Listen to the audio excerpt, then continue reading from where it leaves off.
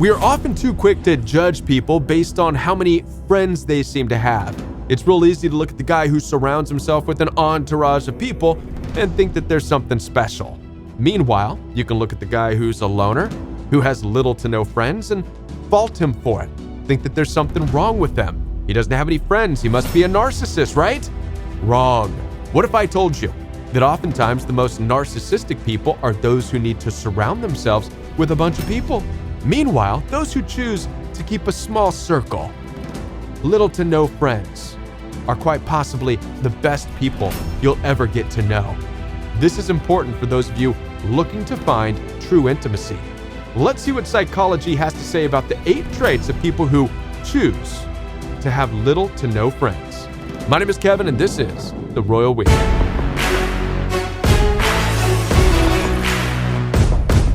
Before we dive into this article together, let me remind you that I am here to support you. Down in the description box right below this video, you'll find access for one-on-one appointments with me. I do take telephone calls and video calls through Zoom, FaceTime, and WhatsApp.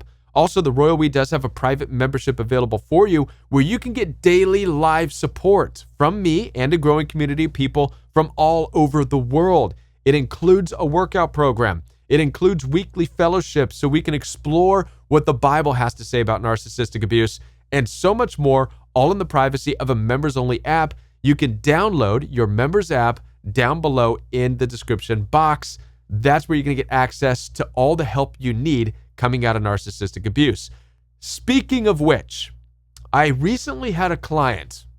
This client contacted me because she got herself involved with a guy. And the reason she got involved with this guy is because this guy was so confident within the context of his wolf pack gang or tribe or coyote pack or whatever they call themselves. A bunch of bros that work out together and stare at each other in the mirror and compare how big their arms are and their chest muscles are, and they splash each other in the lakes and have a gay old time.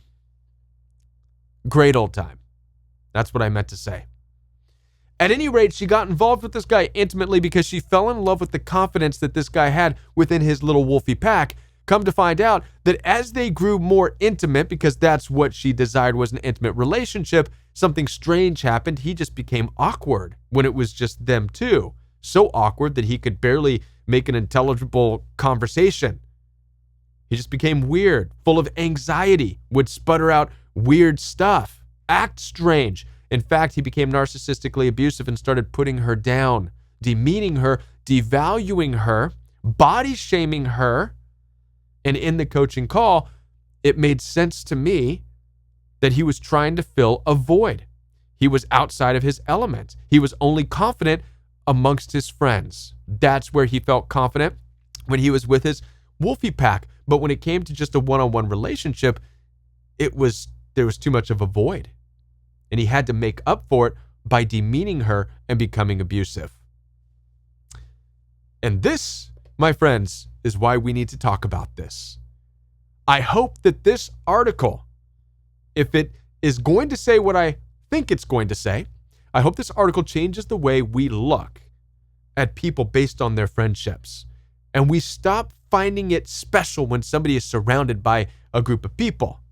Because there's probably something dark. They're probably trying to fill a void in their life, which makes them the most narcissistic person you can get to know. As opposed to, let's look at what psychology says about the 8 characteristics of a person who chooses to have a small social circle.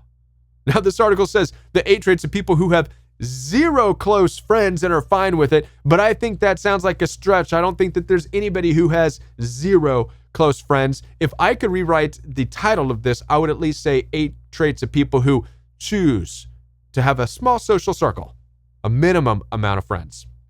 And it's important to understand that we are talking about people who choose to have no friends. We're not talking about people who have no friends because they pushed everybody away. That's something completely different. That's what narcissists end up doing. This is people who choose to have little to no friends, according to psychology. Let's see what it has to say about these types of personalities and how these people might be the best type of people for you. Number 1, a person who chooses to have a minimum amount of friends in their life is somebody who finds comfort in solitude. Psychology tells us that these individuals don't experience loneliness in their alone time. Instead, they cherish it. They utilize this time for self-reflection, for pursuing personal interests, or simply for unwinding. Well, this absolutely makes sense now, doesn't it? A person who chooses to have a small social circle or a minimum amount of friends is somebody who actually appreciates being alone. They don't feel loneliness from being alone. They're not needy. They're not clingy. And this is a very special thing because if you think about it, a narcissistic person can't stand to be alone. They're so afraid of being alone that they are willing to accost you and to punish you and to assault you and to, this is what the process of isolating you is. A narcissistic person will get jealous of you for going to the gym. Will get jealous of you for talking to your family. Will get jealous of you for going to work. Why? Because they constantly need outside validation. They can't be alone. Whereas, according to this article, a person who chooses to have a minimum amount of friends is actually a person who values their alone time, gives them an opportunity to be at peace, to shut out all the noise, to just be with themselves, to unwind, to relax. And at the end of the day, you probably want a good friendship or an intimate relationship with somebody who is able to unwind and be at peace even when you're not around. There's less of a risk of them doing something stupid like running out and cheating on you. Why? Because they're able to spend time alone. They value their alone time, and they don't get mad at you for wanting your alone time. They're not going to get mad at you for wanting to go to the gym. They're not going to get upset with you for going to work. They're not going to get upset with you because you're on the phone with a family member. They're going to value your alone time because they value their alone time.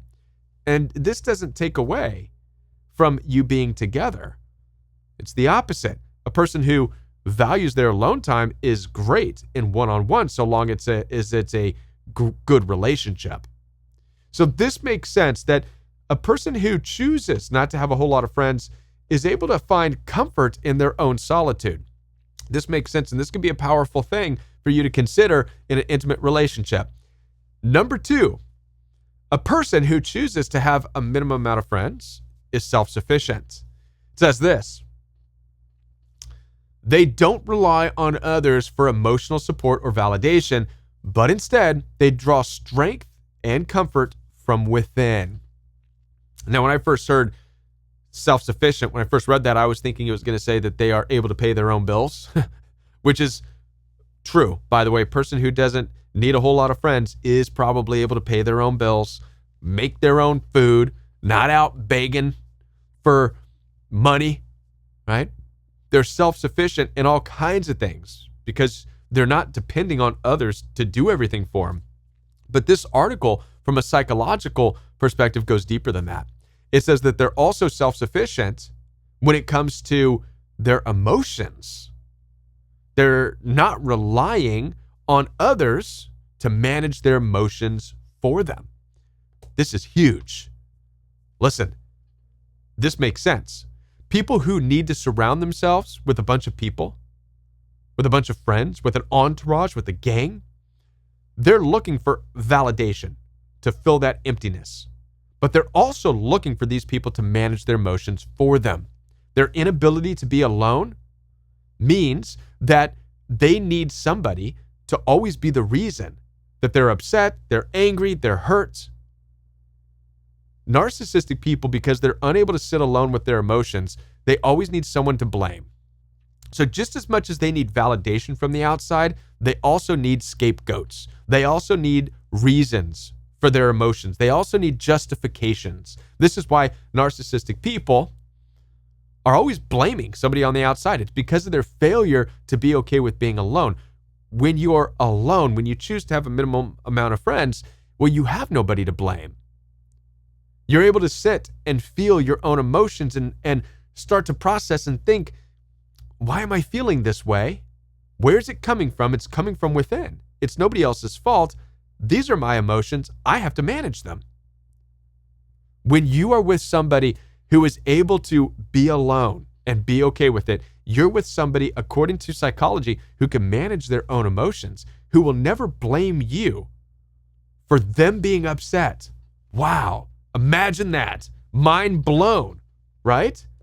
I mean, hopefully you're starting to see the power of being with somebody who doesn't require a bunch of friends, but is able to be self-sufficient, is able to be alone, is able to have a minimum amount of friends. They're not going to be looking for people to blame for their emotions. They're going to manage their own emotions. You won't have to worry about being blamed for how they feel from one moment to the next. That's a huge one, self-sufficiency. I like that. I'm glad this article included that. Number 3, a person who chooses to not have a lot of friends is a person who has high self-awareness. It says a study found that individuals who prefer to spend time alone often have a better grasp on who they are and what they want out of life. This ability to introspect and understand oneself can lead to personal growth, emotional resilience, and overall contentment. This also makes sense. A person who's willing to be alone has a very high, very acute self-awareness. They're aware of their wants. They're aware of their needs. They're not just blowing along to what everybody else says. I imagine that a narcissistic person who is constantly needing validations from the outside probably feels like a leaf blowing in the wind, just going by the emotions of others. And what this is saying is people who choose to have a minimum amount of friends, they choose to be more self-aware. They want to be more in tune with who they are, their wants, their needs, their desires, in addition to how they feel from one moment to the next.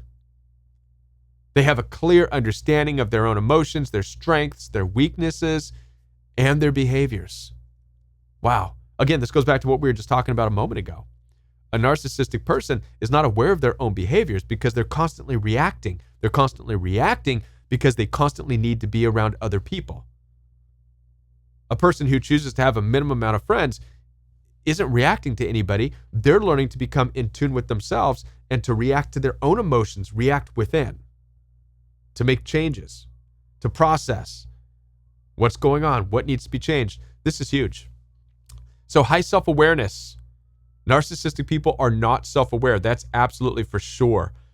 Number 4, it says that people who choose to have minimum amount of friends are independent and self-reliant.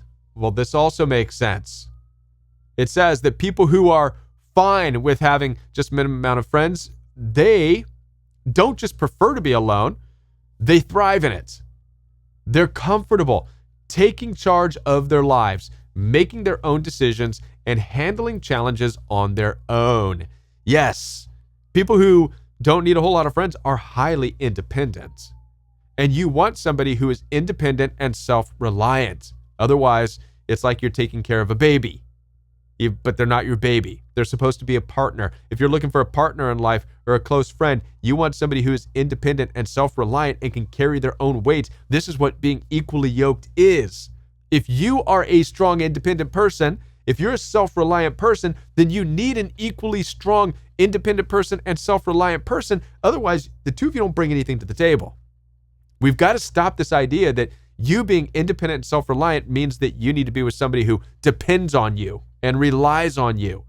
It will exhaust you being in a relationship with somebody who cannot pull their own weight, right? Absolutely.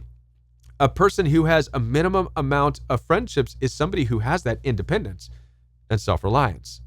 And by the way, if there's one thing that narcissistic people absolutely hate, it's independent people.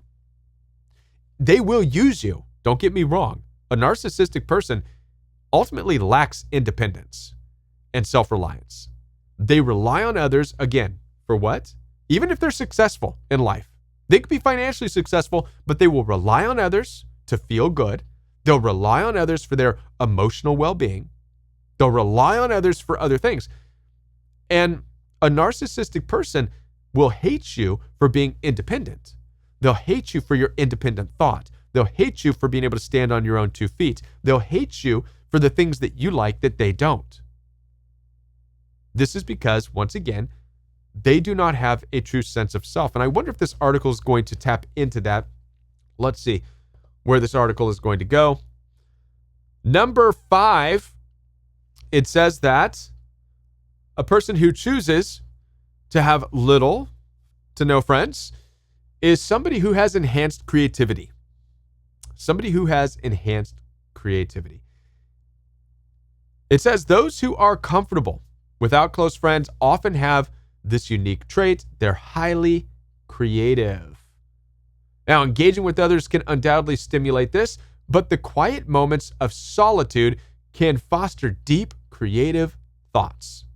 It's in these quiet moments that the mind is free to wander, explore new perspectives, and connect innovative solutions. This makes a whole lot of sense. The most creative people I know are people who are able to spend a lot of time alone. The greatest songs written are people sitting alone in their bedroom. Some of the greatest art is people alone. The greatest minds come up with things in their alone time. What's interesting is that most narcissistic people are not the creators of this world. They can't, because they cannot thrive in the alone space. Now, don't get me wrong. Narcissistic people can, in fact, piggyback off of others' ideas, and oftentimes they do. Right? It's like the story of Benjamin Franklin, right? Did he rip off Tesla or whatever? And how many countless others, right? Stories of people who don't have the ability to stay in their alone time long enough to really process and to allow their mind to wander. Narcissists can't do that. They can steal people's ideas all the livelong day. But to actually create the idea, they don't have the capacity for that type of creation. And what's more is narcissistic people hate people who have that creativity. A narcissistic person will hate an individual who is okay in solitude, because they know, I believe that narcissists know deep down inside of them that that person who is capable of being in solitude, capable of being alone, they know that that person is capable of having a wandering mind, of thinking outside the box, of coming up with new solutions and new ways. People who oftentimes stay alone and stay away from large groups of friends, they're the world changers. They're the ones that come up with the ideas and the solutions to make things happen. And narcissists hate that because they hate change. A lot of narcissistic people can't stand it. They want the status quo. A lot of narcissistic people fall into the category of, this is how things are done, this is how we do it, and I'm going to make you do it, and I'm going to make this person do it, and blah, blah, blah. They hate and are threatened by people with creative minds who come up with new ways of doing things. Absolutely.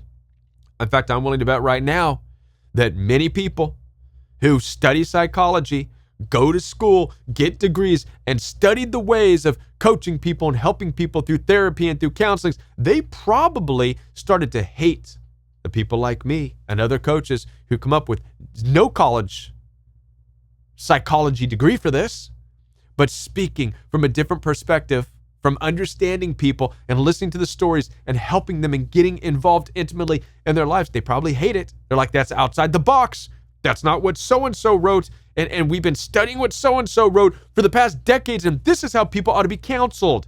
They need to come, sit in an office, and we need to diagnose them and then prescribe them drugs so they can cope with their lives. That's the way it's done. That's how the medical industry operates. This whole thing about coaching people, that's too much outside the box. And even if it's working and if it's helping people, we don't like it because it's not status quo. It's not the way we do things. Narcissists hate and are threatened by people who can sit in solitude and become creative.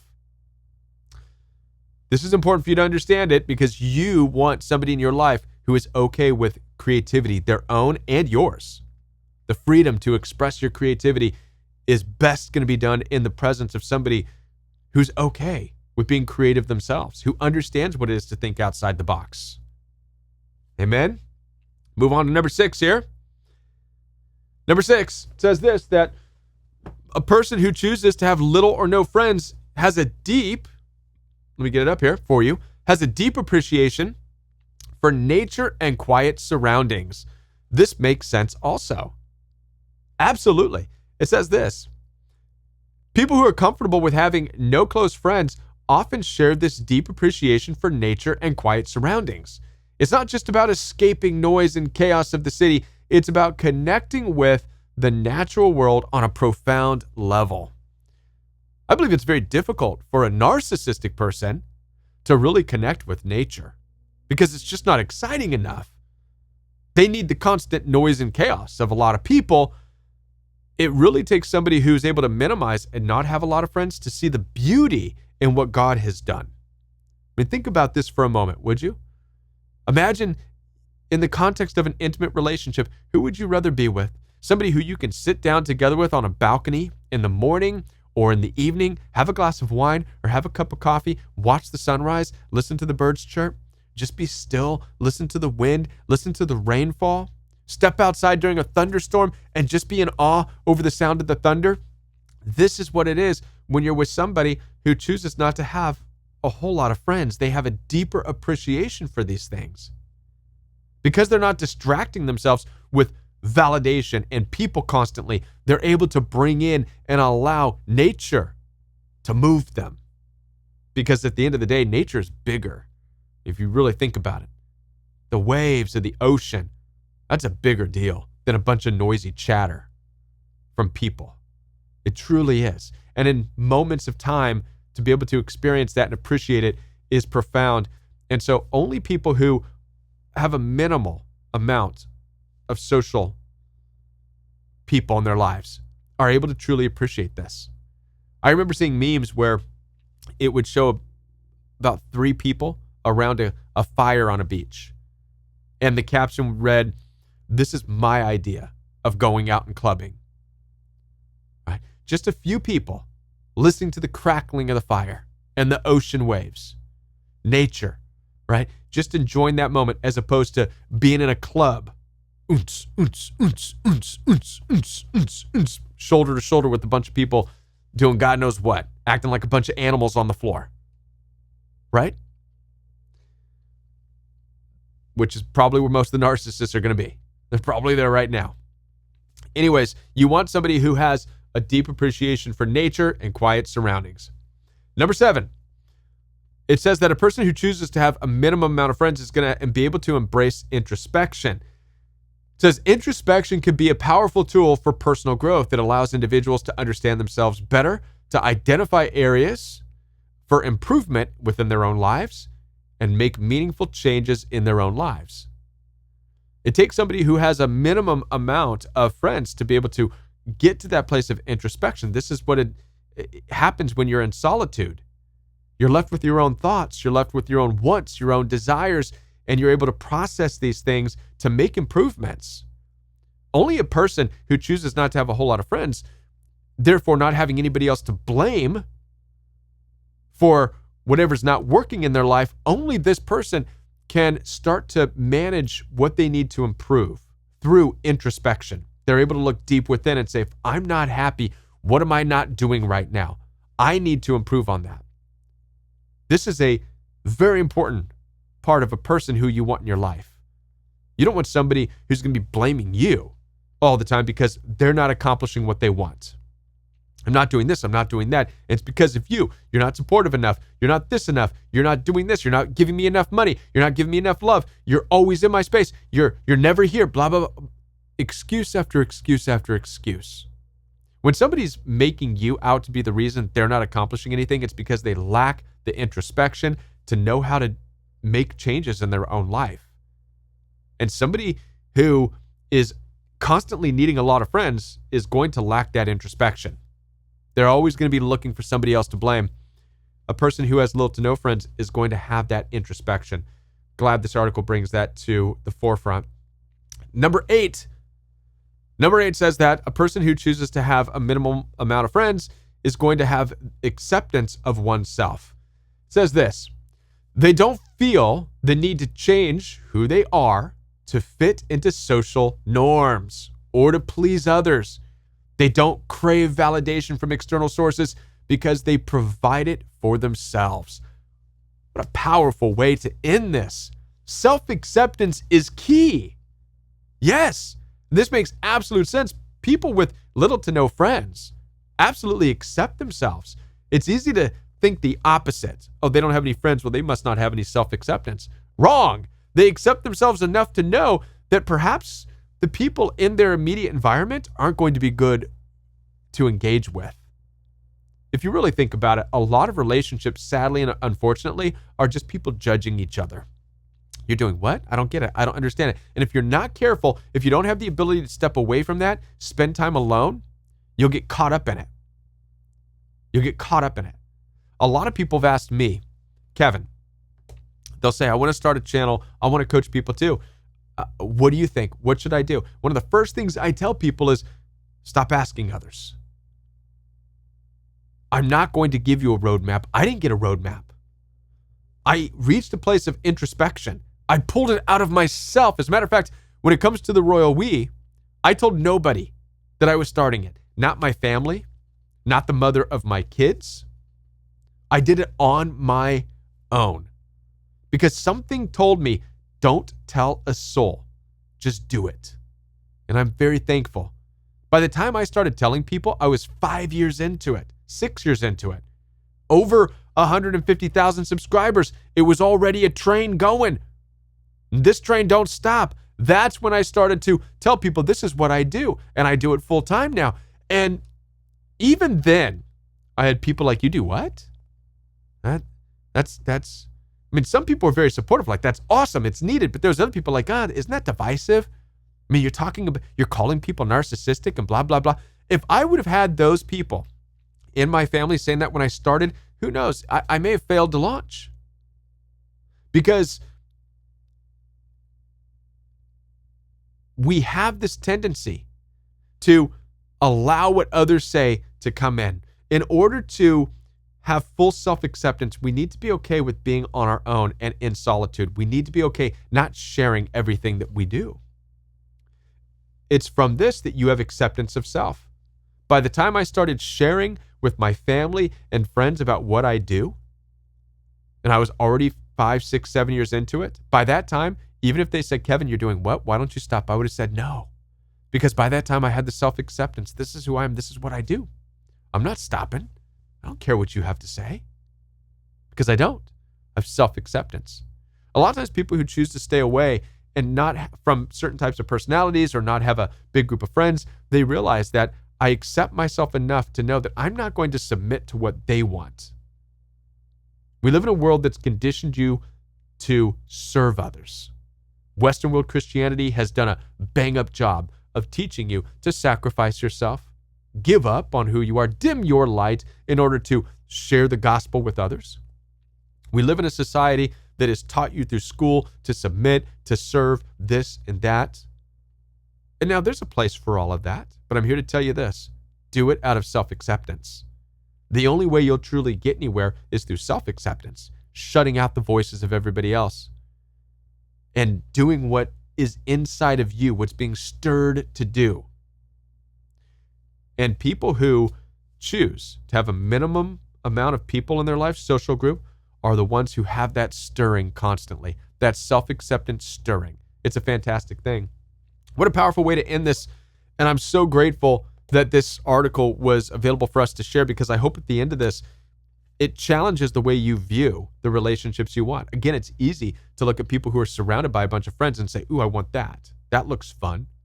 They look like a good person. They're surrounded by friends. When the reality is that, oh no, they're probably the most narcissistic person who constantly needs validation and will destroy and erode you. Whereas if you find a person who maybe appears to be a loner, but you get to know them and find out that it's by choice, and they happen to be the most self-aware, emotionally intelligent, creative person you have ever come across, who will never blame you for their emotions or their feelings, who will instead support your creativity as you support theirs, who will sit together with you intimately just to listen to the birds chirp and the rain fall. Then you decide, what type of friend or romance do you want? Somebody who needs to be surrounded by a bunch of noise? Or somebody who just needs to be with you? As I said before, I'm here to support you. Down in the description box, you'll find access for one-on-one appointments with me. I take telephone calls and video calls. Also, if you're brand new to the Royal We, subscribe to this channel. Hit the bell notification so you don't miss any future Royal We content. Hit the like button and share this video with somebody who needs to watch it. And check out one of these videos recommended by the YouTube algorithm because it knows what you've been watching. And I'll be back with more videos for you right here on the Royal We. Bye.